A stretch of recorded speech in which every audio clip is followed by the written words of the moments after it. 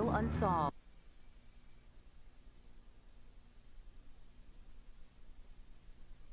I believe an intruder is involved in this crime. He says these autopsy photos speak volumes about the killer. This man is a sadistic pedophile, and that he did take JonBenét from her bed by stun gunning her.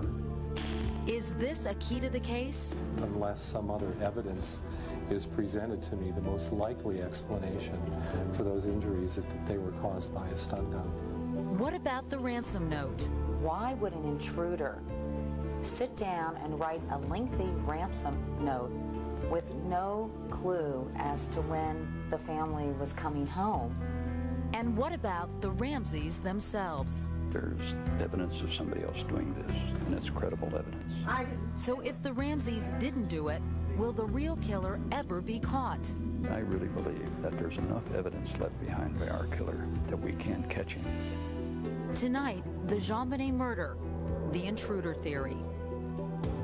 Here now is Katie Couric.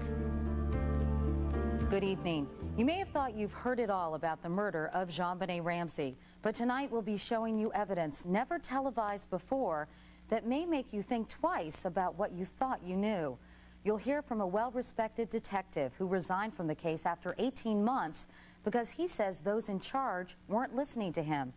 Tonight we are, as he takes us back to the crime scene, the house in Boulder, Colorado, where 6-year-old JonBenét was murdered Christmas night, 1996. I didn't do it. John Ramsey didn't do it, and we didn't have a clue of anybody who did do it.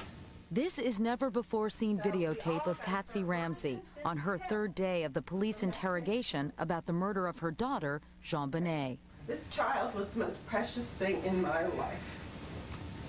And I can't stand the thought of thinking that somebody's out here walking on the street.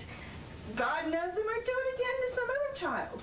Now, after 4.5 years, this man says there are important clues the police have ignored that he feels will exonerate the Ramseys after all.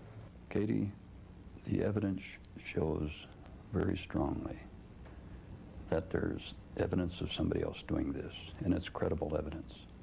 That evidence includes this open window, this garrote, this suitcase, this footprint, these possible stun gun marks. Each taken alone might not mean much, but taken as a whole, Detective Lou Smit says, it's an altogether different story. A widely respected Colorado detective, he was at the center of the JonBenét investigation for a 1.5 years. Despite all you've heard since the murder, Smit claims the evidence shows someone other than John or Patsy Ramsey took the life of this 6-year-old girl. I just can't turn my back on what I see to be the truth. In Colorado law enforcement circles, Lou Smit is considered something of a legend. Boulder Sheriff's Department Detective Steve Ainsworth. He takes the evidence and sees where the evidence goes. He's a tenacious investigator. A lot of people say he's the best there is. The best there is, his supporters say, because of his 33-year career helping to solve more than 200 murder cases, including the killing of Colorado teenager Heather Dawn Church. Smit's investigation cleared the girl's father, who had been a suspect. An intruder was convicted of the crime. But Smit retired in the early 1990s, or so he thought. 3.5 months after JonBenét's murder, Smit was called back into action by the Boulder County District Attorney's Office. I thought it was going to be a slam dunk, Katie. I thought this was going to be an easy case. Another day brings more tidbits of information in the... After all, he followed the early media coverage just like everyone else. He'd heard that the Ramseys were uncooperative with the police, that there were rumors of sexual abuse, that the ransom note was a fake, that there were no signs of forced entry, and he knew that in the murder of a child, the parents are always prime suspects. According to the Justice Department, only 1 in 12 child murders is committed by a stranger. Lou Smit showed me around the Ramseys' former home in Boulder, now owned by friends who want this story told. Smit says once on the case, he quickly discovered he couldn't believe everything he had heard or seen, like the footage that seemed to show no evidence of an intruder the night of the murder. I even thought to myself, how could anyone get into the house without leaving some type of a footprint in the snow? But then he saw the actual crime scene photographs taken the morning after the murder. And then once we got the photographs, then you could see that there was no snow around the various doors and entry doors of the house. Or the sidewalks. Or on the sidewalks either. That's correct. So the whole idea that no footprints meant no intruder to you was not necessarily true? No, not once we seen the photos. But another crime scene photo had already caught his attention. The very first photograph that I seen of that basement window, the window was wide open. And I said, wait a minute, take a look at that. That was one of the light bulbs that went off and one of the red flags that I seen. Some thought the open window was irrelevant because no one could get through it. Or could they? Even Smit, who's 66 and 5'9", could pull it off. Yes, I've been in there several times myself, and even a large person can get in there. Why don't you show me how you believe it happened? You notice, Katie, that this is an area that's real hidden from view. There's fences all around, and this is a perfect place to go in because nobody can see me. According to Smit, there are signs that someone had disturbed the leaves in the window well and of what he calls finger marks on one of the window panes, possibly from someone wearing a glove. He also points to what he believes to be a shoe scuff on the wall, and he says there are imprints of a high-tech brand boot, apparently not owned by any family member, in the wine cellar where JonBenét's body was found. And he says a suitcase placed under the window to help an intruder get out. Wouldn't there have been footprints then on the suitcase? To me, I do see an area that looks like a very partial footprint. But the intruder theory still raises many questions. If someone were in their home, how could John and Patsy Ramsey not have heard anything from their bedroom while their daughter was dying a violent death? A neighbor across the street reported hearing a fairly shocking child's cry between midnight and 2 a.m. Yes, that's correct. Many have said, if that's the case, then why didn't John and Patsy Ramsey hear it as well? And that's a very good question to ask. Smit says he has an answer, and it has to do with the unusual design of the Ramsey home. He says the parents would have heard nothing because JonBenét was murdered all the way down in the basement, 3 floors below. But how did a neighbor hear a scream that the parents did not? Smit points to a vent pipe in the basement boiler room, where he says the most brutal part of the attack took place. This has an open end in the basement and also an open end to the outside. It acts almost like a megaphone. Myself and other investigators have stood in the basement and whistled and yelled, and you can hear it clearly at the Stanton residence, and could barely hear it upstairs. We walked upstairs to John and Patsy Ramsey's former bedroom. This is where John and Patsy Ramsey's bed was. And if the intruder theory has any legs, then you believe they wouldn't hear the scream that the neighbor across the street heard. That's correct. And if you'll also notice, even the windows on the side, they're very thick, double-strength windows. And there's no window on that particular side of the house where the scream would exit out that vent. But even if you accept all that, there's another question. When would an intruder have had time to get into the house without anyone knowing? On Christmas Day, late in the afternoon, John and Patsy Ramsey took JonBenét and their son Burke to a Christmas party at the home of friends. The Ramseys were not home for several hours and say they returned around 9:30 that night. Lou Smit believes that the intruder came in while the Ramseys were out at that party. Not sure exactly how long the intruder lay in wait, Smit believes the killer would have climbed these back stairs from the basement, might have hidden in an extra bedroom on the second floor, and later entered JonBenét's room after the entire family had fallen asleep. People say that there was only 4 people in the house that day. What the case tells me is that there's a 5th personality there. There's a 5th personality that is a very brutal, vicious personality that killed JonBenét.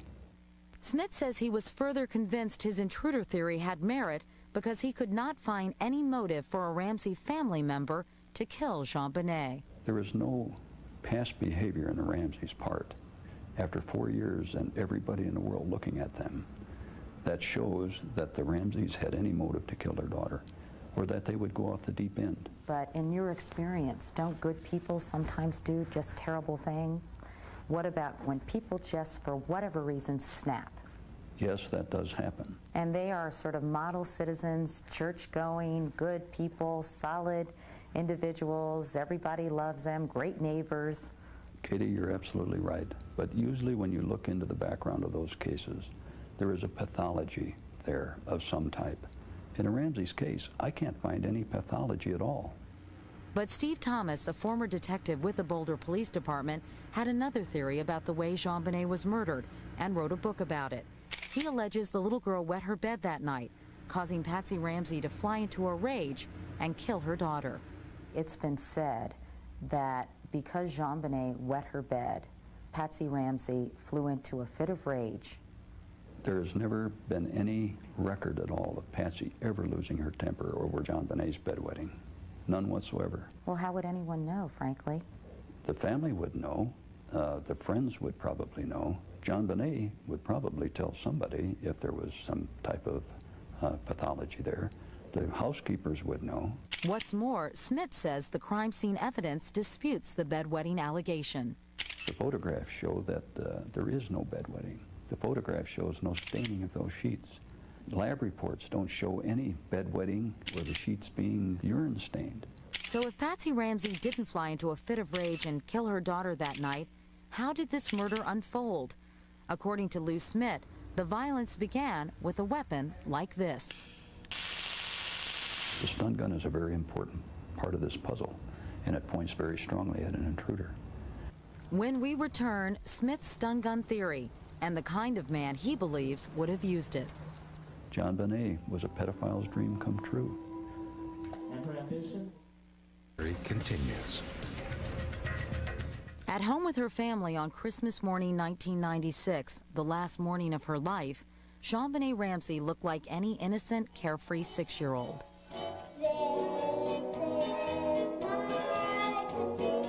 But when most of us hear the name JonBenét, we think of this, the tiny beauty queen. JonBenét, thank you.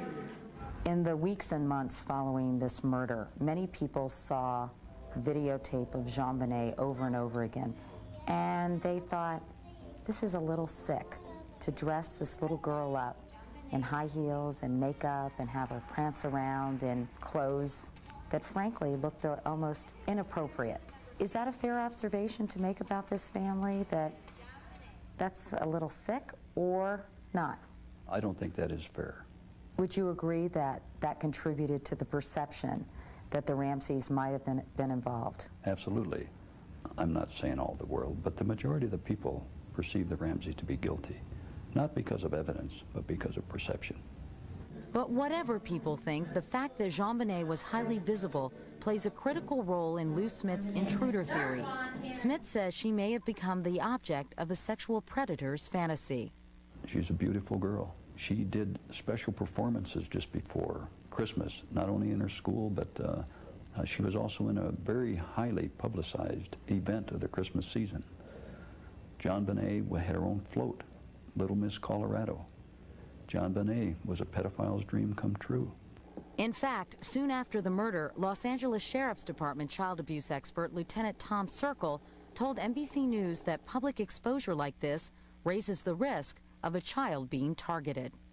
I've searched hundreds of homes, residents, businesses of child molesters, child pornographers, and found pictures of kids from around the world.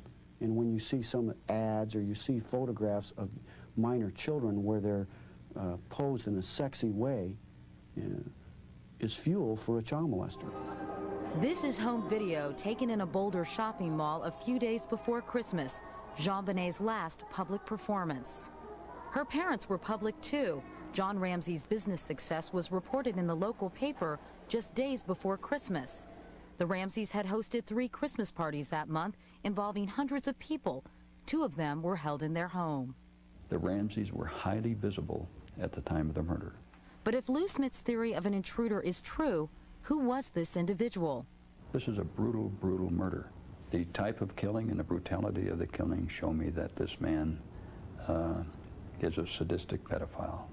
But how did he get away with murder as JonBenét's family slept in the same house? In a crucial part of his theory, Smit believes the intruder got JonBenét from her bed by incapacitating her with a stun gun, a small battery-operated device designed to fend off attackers. Smit says the killer then took the child to the basement. I believe he brought her down to the farthest, deepest part of that basement and did very brutal things to her. These autopsy photos provided to NBC News show that JonBenét had two distinct sets of marks on her face and back. Stun gun marks are very specific, very specific. Once you know what they look like, it's not hard to distinguish what they are. Speculation about a stun gun has been swirling around ever since JonBenét was murdered. The Boulder Police Department has neither confirmed nor denied its use in this crime, but the department did ask Dr. Michael Doberson, a forensic pathologist and coroner, to study the marks on JonBenét.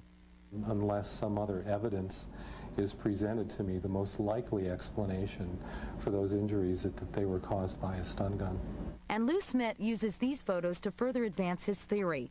This man, whose body was exhumed, was confirmed to have been stun-gunned on his face, and this young woman was stun-gunned on her face as well.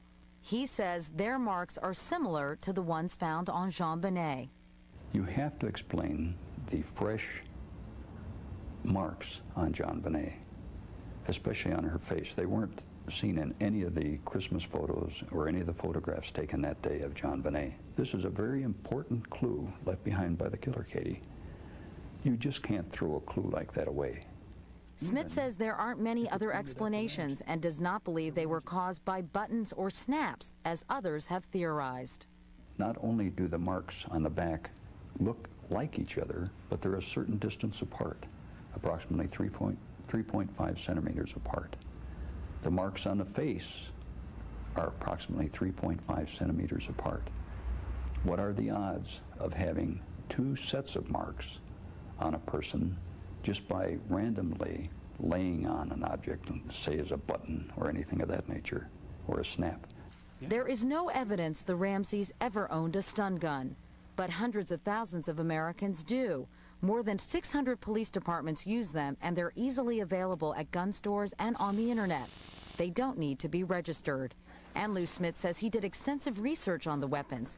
He found one he says would most closely match the marks on JonBenét, an air taser gun applied directly to the skin. Some people aren't very familiar with stun guns, certainly don't know the noise they make. And so I'd like you to show us if you could. First of all, the stun gun does make a lot of noise. So how could the Ramseys sleep through that? Lou Smit says he now knows because he conducted tests on anesthetized pigs. Until we got to the actual experiments with the pigs, we didn't realize that a stun gun, when it's applied right directly to the skin of the pig, that the noise is very muted. This is what it sounds like when it's against a pillow. It's very muted when it's against the skin. That's what it sounds like. And even more so when it was on the pig. But as much as Lou Smit believes his stun gun theory is relevant, he says it certainly didn't win many converts at the Boulder Police Department. So why were people so hesitant about accepting this stun gun theory? I suppose it's because it didn't fit into the promoting the Ramseys did it part of the equation. Some people have called you a delusional old man. I like to look at it as being a seasoned investigator. I know that that was said early on in the investigation. If that's the case, I must have changed overnight, because that has not been the case in the past. Lou Smit's supporters say he's onto something. Up next, new details about the way he believes JonBenét died. Was the garrote used for some kind of weird sexual act, or was it used as a killing device? I think it was both. And now we return to the JonBenét murder, the intruder theory. Here again, Katie Couric. As we return to Detective Lou Smit's theory about an intruder in the Ramsey murder case, he describes what he says was a sexual predator's horrific attack on the 6-year-old girl. A note of caution: Some of what you're about to see and hear is graphic and disturbing. Why he did all these things, I don't know. But JonBenét died a very brutal death in the furthest corner of the basement of that house. And then she was thrown into a moldy room. Katie, this area is blocked off now, but this used to be a door that led into the wine cellar. And this is where JonBenét's body was That's discovered. where her body was found. And it's only a very short distance from here to there. Lou Smit says once the intruder got JonBenét into the wine cellar, he used a carefully made garrote fashioned from nylon cord and a broken paintbrush taken from this tray in the basement. And if there were ever any doubts about how brutal the murder was, these autopsy photos provided to NBC News lay them to rest. This final garrote positioning is very deeply embedded in the neck of JonBenét. Lou Smit believes she was strangled first, that the fingernail marks around the ligature suggest she was conscious and struggling at the time. Was the garrote used for sexual, some kind of weird sexual act, or was it used as a killing device? I think it was both. He was fantasizing about using this on JonBenét. He placed it around her neck, he was controlling her, and violently applied it to strangle her. And she was trying to get it off of her neck. The autopsy photos also show a large skull fracture, and Smit says this grievous injury actually occurred toward the end of the attack. The person who did this wanted to brutally kill JonBenét. That was probably one of the last things that this person did prior to throwing her in that room. Dr. Michael Doberson, a Colorado coroner, was asked by the Boulder Police Department to examine the autopsy photos of JonBenét. He concurs with Smit and says she was struck on the head after she was strangled. Why? He says such a blow to the head would normally result in much more internal bleeding in the brain. But because the garrote cut off blood supply to the brain, it kept bleeding there to a minimum. I would disagree with the theory of the Boulder Police that any of the changes that are seen at autopsy associated with the ligature strangulation are staged in any way. Smit says this photo of the nylon rope found on JonBenét's hands is another important clue. Just the way that the ligature on her hands was constructed, again, is a fantasy in the mind of this killer. This wasn't just tied on her wrist with little granny knots on both sides and the rope tied there. And in a key element of his theory, Smit says JonBenét was the victim of a sexual assault. Remember this paint tray from which Smit claims the killer took the paintbrush to fashion the garrote? He believes the end of that paintbrush was used to sexually assault the little girl. JonBenét was sexually penetrated that night. Somebody went between her legs and put something there with such force that it caused her to bleed. There was, in her vagina, what has been suspected to be maybe even a small piece of that broken paintbrush. Smit believes the rest of that piece of broken paintbrush was taken by the intruder as a souvenir. The paintbrush is actually broken into three pieces. There's a brush end, which is found in the basement. There's a middle portion, which is found in the handle of the garrote. And there's a third portion of that paintbrush, which is missing. It has not been found in the house. Smit says all these things added together point to an intruder, not a family member committing the crime. Now, why a family member would have to take their child down to a dirty, filthy, cluttered basement and murder her in the farthest reaches of this basement, sure, you can say it could happen, but the chances of that happening, I believe, are extremely remote. Isn't there always a first time? Sure, there's a first time. But again, it would have to be a first time for everything in this case, if that was the case. What about the theory that somehow this was some kind of perverse sexual act committed by John Ramsey that went awry? If you look at the end of the branch, you could say that anything is possible. But you have to also look at a man's past history. There is absolutely no, even a hint of any type of sexual impropriety on the part of John Ramsey. JonBenét's autopsy report mentions chronic inflammation in her vagina. Some medical experts have said this could be a sign of long-term abuse. Others say the inflammation could have been caused by almost anything, including bubble baths. There's no debate there are pieces of evidence left at the crime scene. Fibers, hair, and DNA. Evidence Smit says doesn't match up with anyone in the Ramsey family. It can point a very strong finger at who may have done it. Also, they found DNA in JonBenét's panties. She had bled during the sexual assault portion of the crime. Again, primary source. They know that's JonBenét. It was her blood. But there is also secondary source of DNA. Again, foreign, and it matches the DNA in the fingernails of her hands. This is now in 3 areas. When you say foreign, it means not belonging to John, Patsy, or Burke Ramsey. That's right. And Smit points to a single hair found on the blanket covering JonBenét's body. Could it just be a random hair? Sure. But could it be the killer? Yes. This hair did not belong to any of the Ramseys. That's right. There were reports that there were red fibers found on JonBenét that matched a sweater Patsy Ramsey was wearing. Yes. Patsy Ramsey was sitting on the same blanket probably that night when she changed JonBenét's clothing. I'm not saying that you should throw this evidence away. You just have to give it the weight that it's supposed to. And in court, if it ever would go to court, this would be argued back and forth. But so far, no one has been tried for this crime. And Smit claims what's crucial in catching the killer is the evidence he says JonBenét's murderer did not leave behind. The piece of broken paintbrush, the stun gun, and the duct tape that was used to cover her mouth.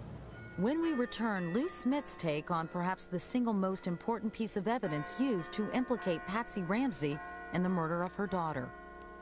The person that wrote that note shows his personality in that note. Very brutal and very vicious. To our Katie Couric special, The Intruder Theory. Mr. Ramsey, listen carefully. We have your daughter in our possession. You stand a 99% chance of killing your daughter if you try to outsmart us. Chilling words from the JonBenét Ramsey ransom note, reportedly found by Patsy Ramsey on these stairs inside their home. She came down these stairs and seen the ransom note on the bottom step. 4.5 years later, the note remains perhaps the most critical and perplexing piece of evidence in the ongoing murder investigation. The person that wrote that note shows his personality in that note. Very brutal and very vicious. According to Smit, a number of phrases from the note are taken from movies with storylines that revolve around kidnapping and murder. A case of life imitating art. Movies like Ruthless People. If you deviate from our instructions in any way whatsoever, she will be killed. Any deviation of my instructions will result in the immediate execution of your daughter. A phrase from the Ramsey ransom note. And from the movie Speed.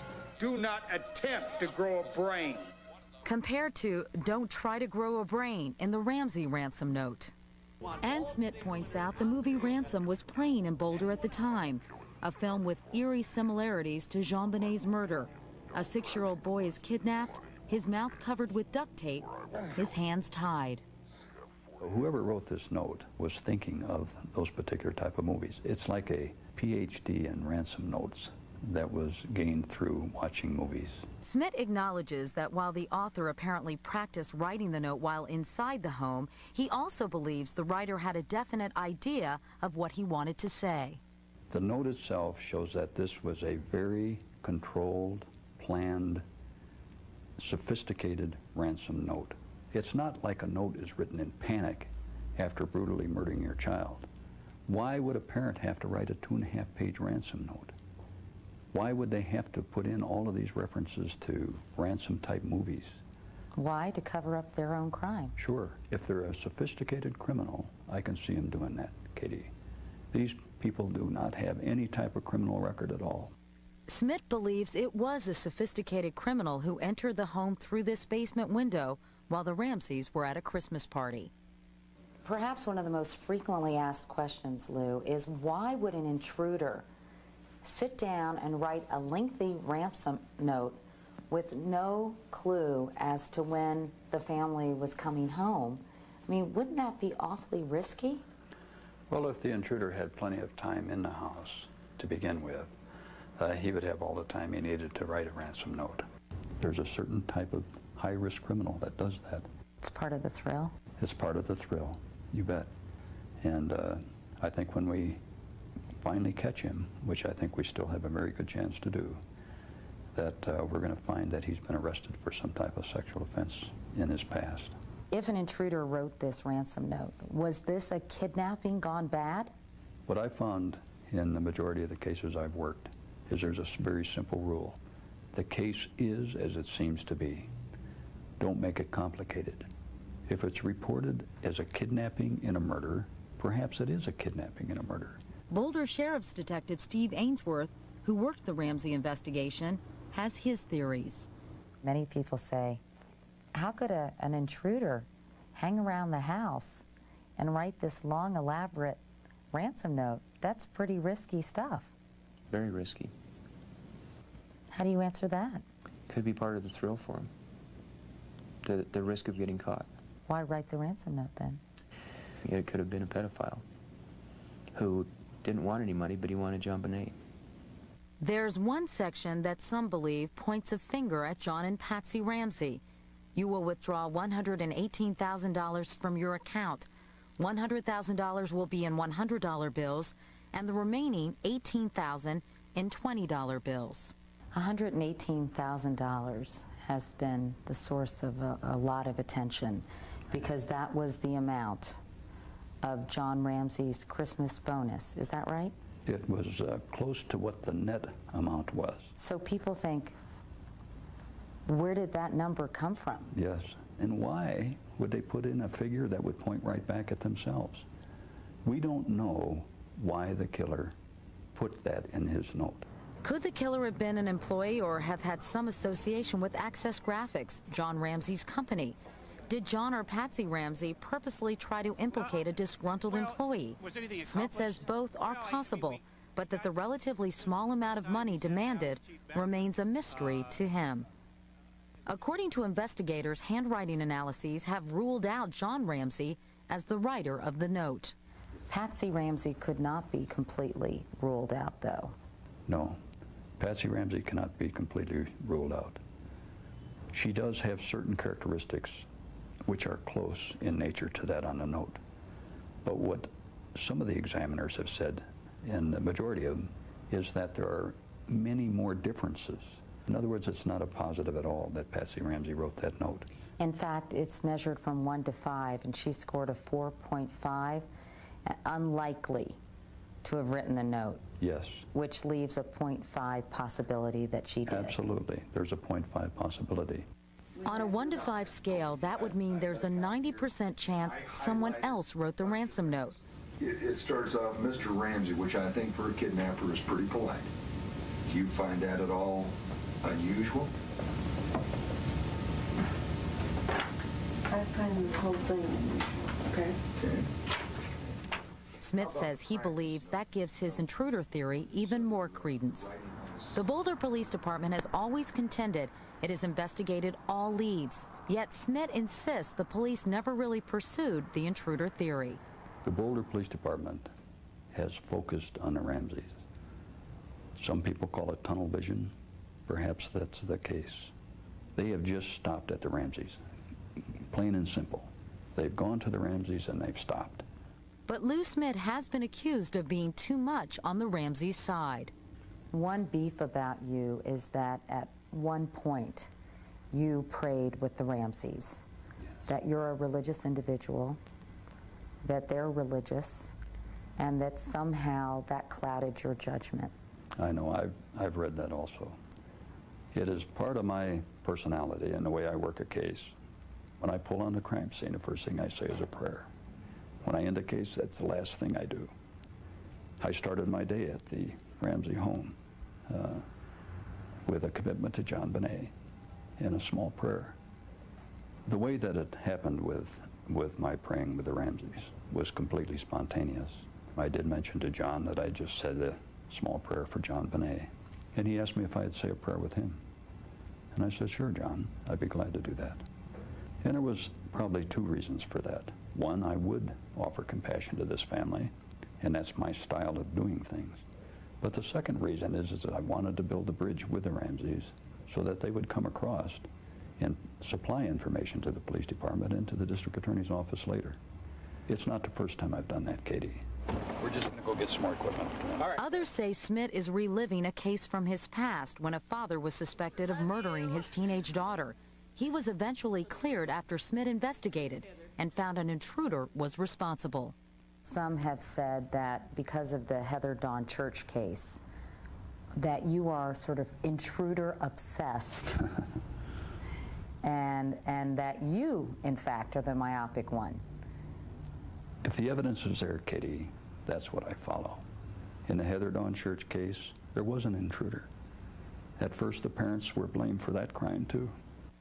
When it comes to the Ramsey case, Smit says he is not being paid by anyone, but continues to work it on his own. The Ramseys have assembled their own team of investigators who have worked on the case on their behalf, paid by them. Yes. And you have worked with them at times. Is that kosher in your line of work, or for what you're doing, to be working in concert with people who are on the Ramsey payroll? Yes, I have no problem with that at all. My goal is to find the killer of JonBenét. And if I have to work with the Ramsey investigators to do that, I'm going to do that. When we return, Lou Smit's intruder theory. Are other experts buying it? The JonBenét murder, the intruder theory, will continue after this brief message.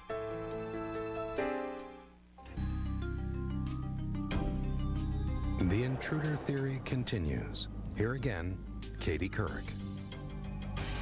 There are countless law enforcement officials, journalists, and millions of curious Americans who have followed every twist and turn in the JonBenét murder case. Not surprisingly, Lou Smit's theory has reignited the debate over just who killed the 6-year-old girl. You believe he familiarized In himself recent days, even some skeptics say Lou Smit's intruder theory is an impressive piece of detective work. Investigative journalist Lawrence Schiller, who interviewed scores of participants in the case, is the author of a best-selling book about the JonBenét murder. There is no question that Mr. Smit's scenario, the way he puts his presentation together, is very, very powerful. It could sway a jury. It certainly did sway the grand jury that did not indict the Ramseys. But Schiller says the Boulder police have already considered much of Smit's intruder theory. And they have either discarded it or lowered it on the ladder of importance for various reasons. And they're not going to make their reasons public because they're still involved in an investigation. While officials with the Boulder Police Department declined to be interviewed, last week they did issue a statement which said investigators have interviewed more than 600 people, 140 of them possible suspects. And the police say the case and the evidence have changed significantly since Smit left 2.5 years ago. And what about Lou Smit's interpretation of the evidence? It's not an open and shut case on these marks now. On Smith's theory about a stun gun, Dr. Robert Stratbucker is a consultant for the company that makes air taser stun guns. He says he cannot completely rule out stun gun marks on JonBenét's back, but is nearly certain the marks on her face were caused by something else. There is evidence of charring here. Almost looks like a burn. Stun gun marks, almost without exception, never cause burns. As to Smit's claim that lab reports and photos show no evidence that JonBenét wet the bed that night, sources close to the Boulder police say later tests did show traces of urine.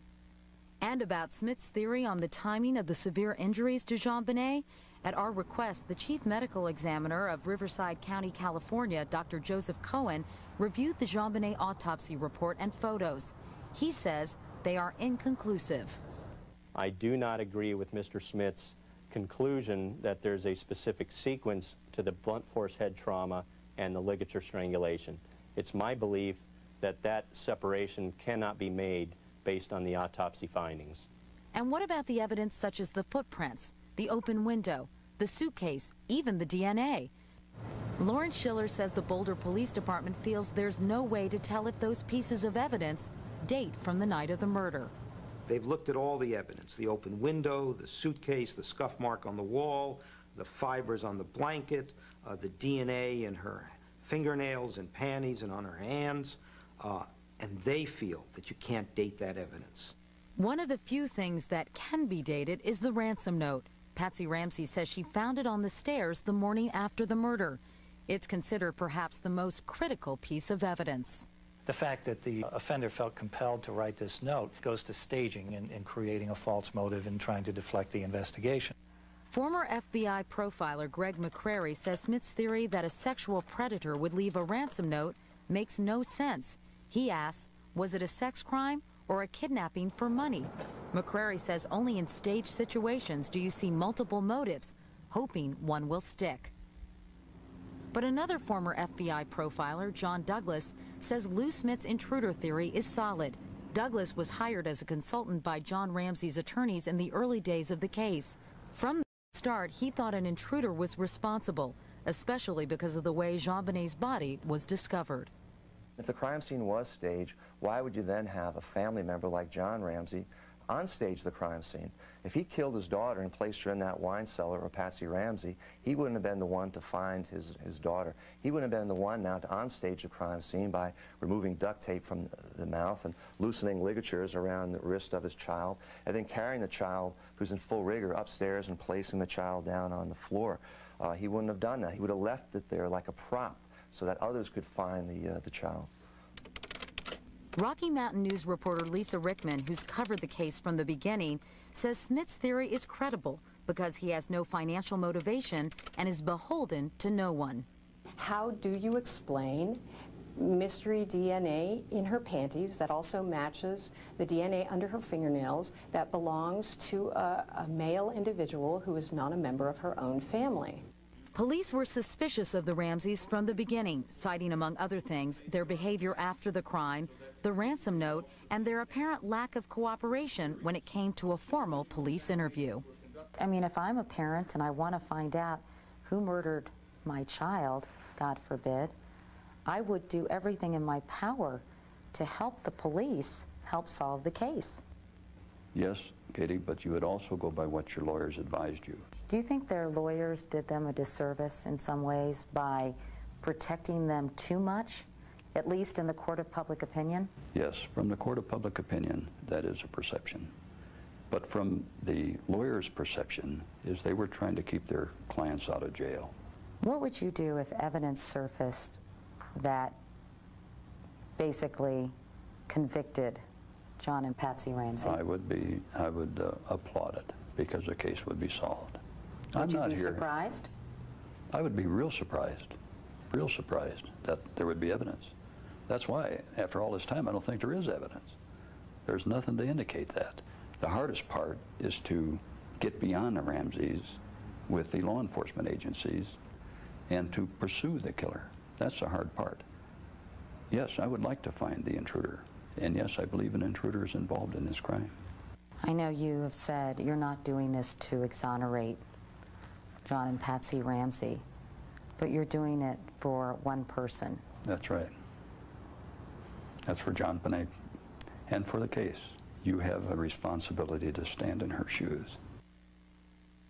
The Ramseys are living in Atlanta and have filed libel suits against former and current Boulder police officers for their involvement in a book that implicates the Ramseys in the death of their own daughter.